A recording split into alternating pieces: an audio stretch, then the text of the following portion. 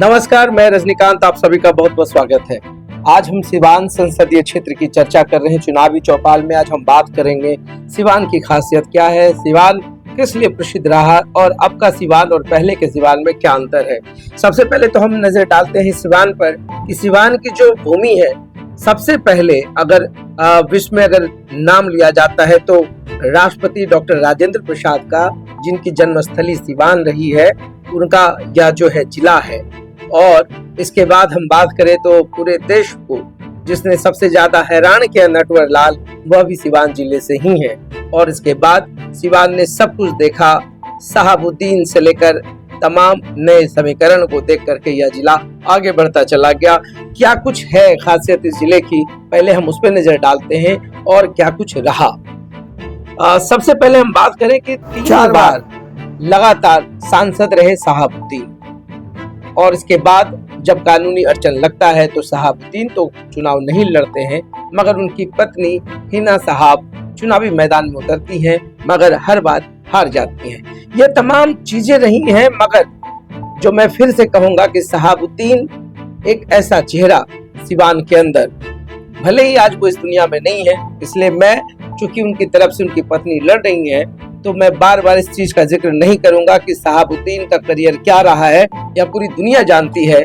हम बात करेंगे तो आज सिर्फ हिना साहब की, हम बात करेंगे विजय लक्ष्मी कुशवाहा की, हम बात करेंगे राजद के उम्मीदवार की, कौन होगा राजद से उम्मीदवार, अभी तक कुछ फाइनल नहीं है।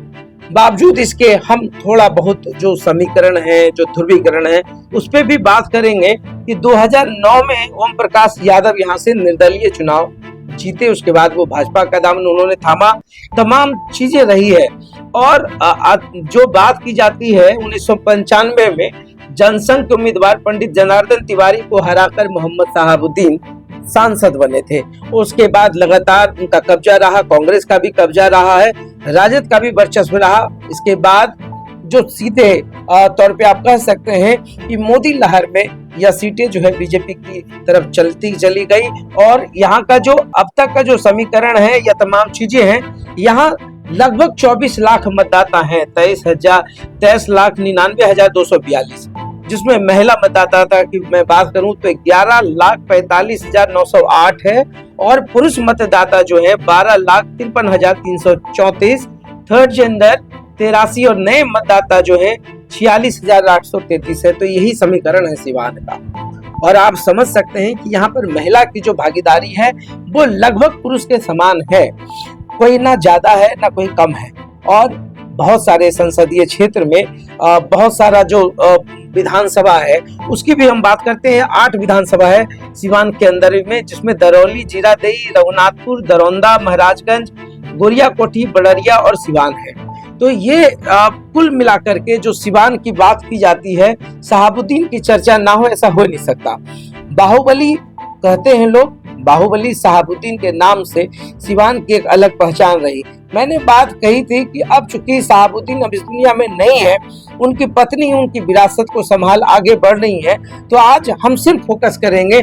हम भूल जाते हैं कि शहाबुद्दीन का अपना क्या बैकग्राउंड रहा, वर्तमान में जो अभी स्थितियां हैं, परिस्थितियां, हम उस पर भी बात करेंगे, और क्या कुछ चला है सिवान में हम उस पर भी नजर डालेंगे। तो सबसे पहले तो हम ये बताने की कोशिश करते हैं कि जो अभी हिना साहब है, राजद ने टिकट नहीं दिया, राजद के इग्नोरेंस का आरोप है। राजद शहाबुद्दीन के निधन के बाद उन्होंने इस फैमिली की तरफ नहीं देखा, ये कुछ खास आरोप है हिना साहब के। हालांकि वो मुखर होकर राजद की ओर बोलती नहीं है, अटैक नहीं करती हैं। निर्दलीय चुनाव लड़ने की जो चर्चा हुई सिवान में, सारा समीकरण बदलता चला गया, और अब तो कोई खुलकर कुछ बोलने को तैयार नहीं है। राजद की ओर से अभी तक कोई स्टेटमेंट नहीं आया है। बीजेपी से एक विधायक हैं, और अगर कोई हिना साहब की बात करें या राजद की तरफ से कोई प्रतिक्रिया लेने की बात करें तो हर की जुबान बंद है, खामोश है। साहब के नाम पे, शहाबुद्दीन के नाम पे एक सेंटिमेंट पहले से रहा है। अब तो ओवैसी साहब की जो AIM पार्टी है वह भी हिना साहब के पक्ष में कैंपेनिंग करेगी। इसका मतलब है कि अब ओवैसी का कोई खतरा वहां पर सिवान में नहीं है। तो ऐसे में जो ध्रुवीकरण होगा, चाहे वो जातीय हो, चाहे धार्मिक आधार पर हो, चाहे कुछ भी रहा हो, या शहाबुद्दीन का अपना दबदबा रहा हो, तमाम चीजें हैं। शहाबुद्दीन का जो चेहरा है जिस बाहुबली की बात की जाती है वो क्या रहेगा, कितना फैक्टर काम करेगा शहाबुद्दीन के नाम का, वो भी देखना दिलचस्प होने वाला है। तो सबसे पहले हम नजर डालते हैं कि कौन है हिना साहब।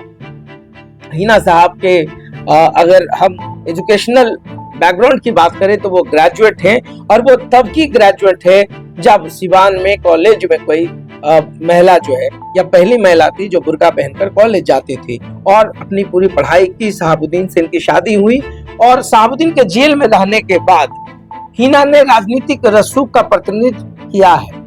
मतलब शहाबुद्दीन की अनुपस्थिति में हिना साहब ने ही कमान संभाला, और इसके बाद 2009 में राजनीति में आई, चूंकि कोर्ट ने शहाबुद्दीन के चुनाव लड़ने पर रोक लगा दी थी। उसके बाद राजनीति में आने के बाद चुनाव मैदान में उतरी मगर हार गई। 2009 और 2014 में लोकसभा चुनाव के लिए सिवान से टिकट दिया गया, राजद की तरफ से चुनाव हार गई थी। उसके बाद 2009 में निर्दलीय ओम प्रकाश यादव ने 63,000 वोट से उन्हें हराया। 2014 में भी बीजेपी के टिकट पर ओम प्रकाश ने 1 लाख से भी ज्यादा वोटों से हिना साहब को हराया। उसके बाद ओम प्रकाश वही है जो कभी शहाबुद्दीन के नाम से कांपते भी थे। हारा और हराया दोनों कुछ हुआ। सामाजिक स्तर पे वो हारे तो राजनीतिक स्तर पे उनका कद बड़ा हुआ, और फिर जीत का मजा उन्होंने चखा।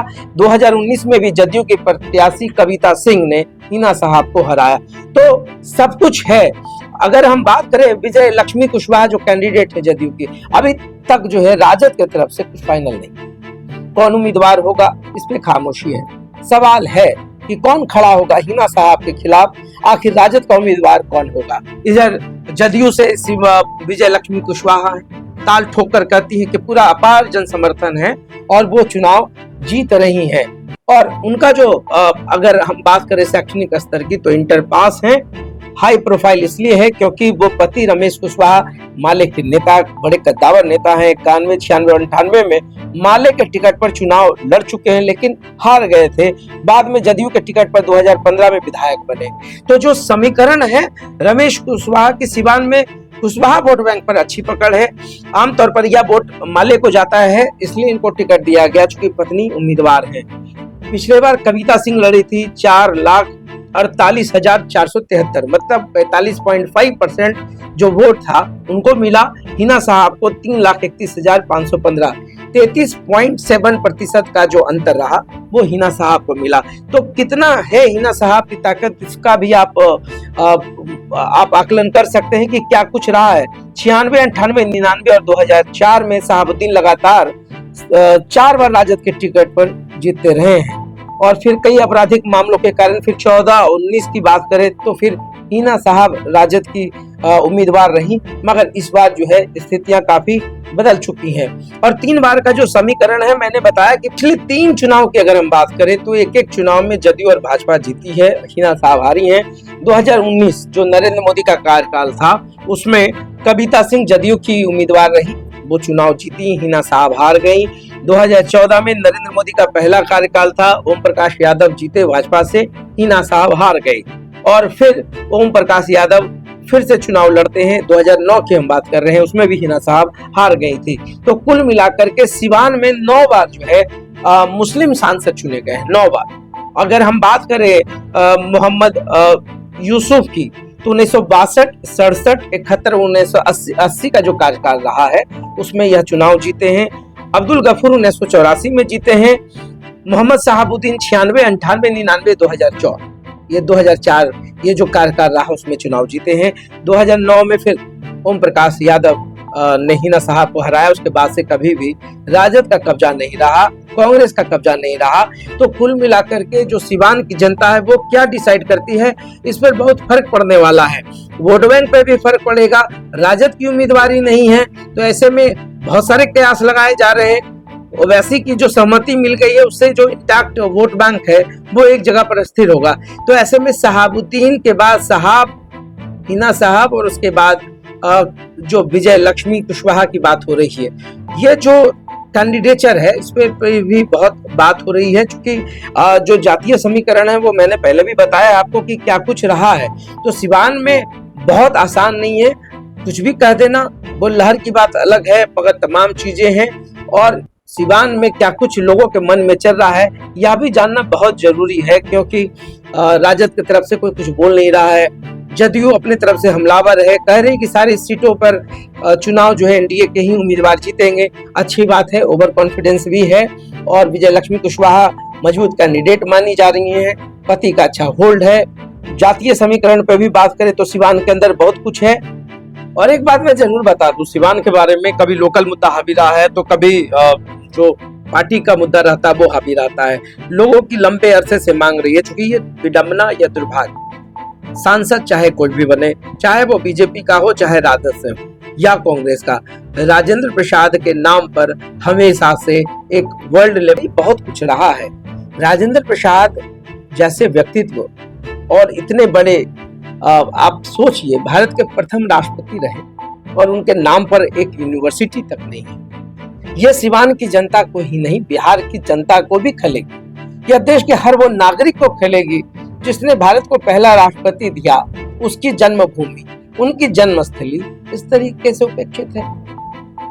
फिर जिस सिवान के नाम पर, जिस राजेंद्र बाबू के नाम पर बड़ी बड़ी पार्टियां बड़ी बड़ी बातें करती हैं, वो कहां है? आज उन्हें याद तक नहीं है कि क्या करना है। ये मैं नहीं, सिवान की जनता ये बार बार ये सवाल पूछ रही है कि आखिर राजेंद्र प्रसाद के नाम पर कुछ भी क्यों नहीं है। और स्वतंत्रता सेनानी रहे हैं, तमाम चीजें हैं, एक पहचान रही है सिवान की। क्या कुछ हुआ है स्वतंत्रता सेनानियों के नाम पर? क्या कुछ हुआ है पहले राष्ट्रपति डॉक्टर राजेंद्र प्रसाद के नाम पर?